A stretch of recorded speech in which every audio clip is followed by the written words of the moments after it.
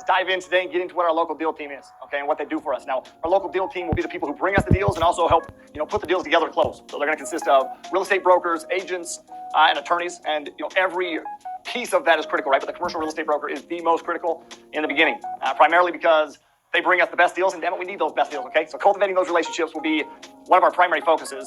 Because of that, right, we've actually separated that out. We'll cover those, commercial real estate brokers. We'll actually cover those over the next 2 days. Okay, today, though, we're going to focus on agents and attorneys. You might not know this, but agents will bring us deals as well. Particularly our title agent, our insurance broker brings us deals as well. Title agents and insurance brokers are involved with other owners who are either getting title work done or maybe they're getting some insurance done. You'll see that those people talk. And listen, if we've built a solid relationship, they're going to let us know, if somebody is slowing down or selling off their portfolio. And they'll do that for a couple of reasons. Why would these agents bring these deals to us? Is because we've actually spent the time to build a relationship, and have continually let them know that we're looking for deals. We can't just assume that they're going to know that we're looking for deals, right? We have to tell them. They also know that we're going to use them for the transaction if they bring the deal to us. We have to let them know that we'll do that too. So another reason we're going to cover agents first is because we'll actually reach out to them first, right? Typically what I do is I ask my agents for a broker referral and then use them to name drop on our broker calls. This little small step helps validate us, and it will help validate you when you reach out to brokers tomorrow, okay? So let's dive into each of these in some more detail. Insurance brokers, okay? A good insurance agent broker should be able to cover you nationwide, so they can really be located anywhere. They're obviously the one in charge of putting the insurance policy together, putting that in place, but they'll also communicate with the lender. Maybe we'll edit that out, maybe we won't, I don't know, okay? Insurance policy in place though, and they're going to communicate with the lender to assure that we have the coverage that we need. So before closing, they're going to provide the lender with what we call sample evidence insurance. Okay, so the lender can then review and approve before closing. Sample evidence includes everything that permanent evidence will, except for the policy number. This allows the lender to approve the insurance coverage before closing. This will also allow help us to avoid any last-minute coverage issues that can sometimes occur. So write that down, make sure that they're doing that. It's also important though to understand who we are looking for in regards to insurance firms. We need a firm that specializes in apartment building insurance. They need to specialize here, okay? And we want a broker that represents multiple companies. I would absolutely suggest that you work with a broker that represents multiple companies, because a broker can give you several different options on different companies and programs that would work best for this property for you. An exclusive agent will only be able to provide one option, right? So diversify. Now we also have our attorneys. Now with your attorneys, okay, there's three. We're going to talk about title attorneys today, but there's three different attorneys that we'll have on our team, okay? So the title attorney, they're going to negotiate the PSA. We need one in each state. The litigator, okay, I'll tell you right now that you're eventually going to get sued. I probably mentioned that before as well. Slips and falls are going to happen. That's what liability insurance is for. That's not where we use our litigator. I'm talking about these frivolous claims. And listen, eventually you're going to experience a frivolous claim. But that's why we have a litigator on our team. It's their job to fight and win those frivolous claims, okay? So you're going to need a litigator in each state. Then we also have SEC attorneys. Now, remember, SEC stands for Securities and Exchange Commission. Like we talked about at the Millionaire Mindset training, any deal with two or more people that don't make management decisions, we've now created a security, which pretty much every deal we have, has two or more investors that don't make management decisions. So when we create a security, we have to follow their rules. Okay, your SEC attorney can be located anywhere, and they make sure that we follow the rules. We're not going to talk about SEC attorneys here, though, okay? We'll talk about them at a later date. But title attorney is going to be our focus today, okay? Our title attorney, this is our big focus for today. There's a whole bunch of roles that they have. Your title attorney will act as like a soundboard throughout the entire purchase process. Okay, they're also going to help you sort through, the legal aspects of every transaction. So really, we engage with our attorney during every stage of the acquisition process. So let me walk you through a few of those stages, for example, okay?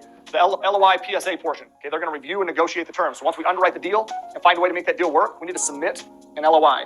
And when that LOI gets accepted, our title attorney, will assist in reviewing, and negotiating and explaining those terms within the LOI and contract process, right? So for example, they're going to prepare the initial draft of the contract, right?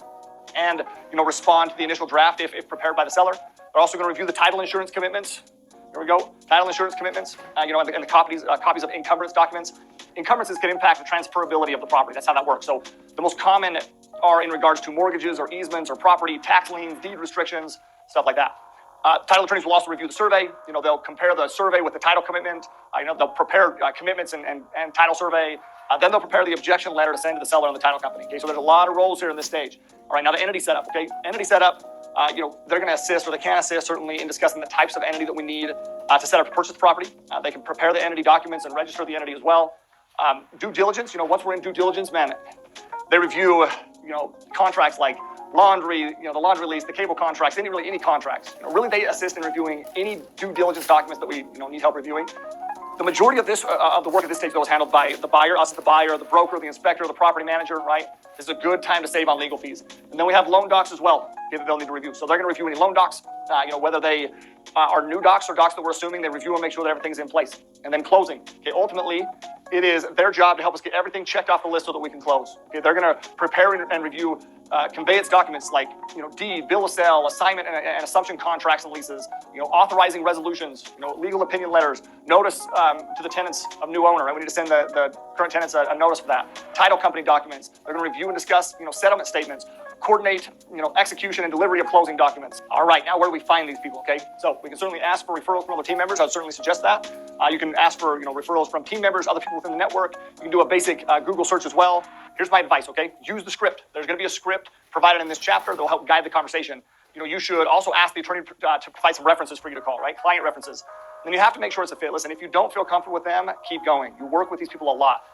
All right, now what do they charge? Okay, now this will depend. Okay, I want to make this clear. This is going to depend on the age and experience of the of the attorney as well as the size of the law firm that they're with. But typically about $200 to $300 per hour. So a typical transaction cost is right around $10,000 plus. That doesn't include the entity formation and filing fees.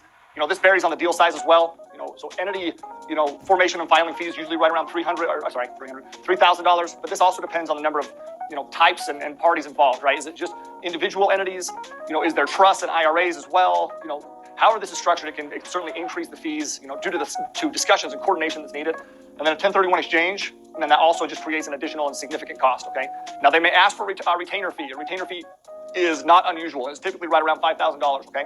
Now, if the deal or the engagement with the attorney is terminated before incurring $5,000 of fees, that unused portion will be returned, okay? All right, some reminders and best practices is to keep them in the loop from the beginning, okay? If a problem arises and an attorney hasn't been involved from the beginning, they're going to then have to take the time to go back and review, any of the pertinent details, which that's not cost effective or efficient. So make sure that they review it and involve them from the very beginning, okay? Those are that's your deal team. Now go through the assignment, call those deal team members, get referrals. You're gonna see that within your assignment details. And then tomorrow, we begin to dive into broker relationships.